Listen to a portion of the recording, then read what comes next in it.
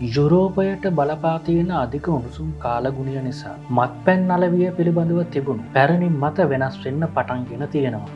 සාමාන්‍යයෙන් රස්නය වැඩි වෙද්දි සීතල බියර් හෝ වෙනත් මත්පැන් වර්ගවල විකුණුම් වැඩි වෙනවා කියලා හිතුවත් රස්නය සීමාවට වඩා වැඩි වුණාම මිනිස්සු මත්පැන් බොන එක අඩු කරන බව අලුත්ම පරීක්ෂණ වලින් හෙළි වෙලා තියෙනවා. ඇමරිකාවේ සහ ස්විට්සර්ලන්තයේ විශ්වවිද්‍යාල එකතු වෙලා කරපු පරීක්ෂණයකට අනුව සෙල්සියස් අංශක 32 දක්වා රස්නය වැඩි වෙද්දී මත්පැන් අලවිය ඉහළ යනවා. හැබැයි රස්නය ඊට වඩා වැඩි වෙද්දී ඒ කියන්නේ දරාගන්න බැරි තරම් උණුසුම් වෙද්දී මේ තත්ත්වය සම්පූර්ණයෙන්ම කනපිට හැරෙනවා. පසුගිය ජූනි 20 වෙනිදා ඉඳන් යුරෝපයට බලපාපු මේ දරුණු ලෝකඩ දහරා තත්ත්වය ඒ මහද්වීපයෙන් වාර්තා වුණු දරුණුතම උණුසුම් කාලගුණ විදිහටයි සැලකෙන්නේ. මේ නිසා දහස් ගණන් ජීවිතක්ෂයට පත් වුණා. වගේම සෞඛ්‍ය සහ විදුලි පද්ධතිය පවා අඩාල වුණා. මේ අධික රස්නයත් එක්ක ශරීරය විජලනය වීම වැළැක්වීම සඳහා මත්පැන් වලින් වැළකී සිටින ලෙස යුරෝපීය සෞඛ්‍ය බලධාරීන්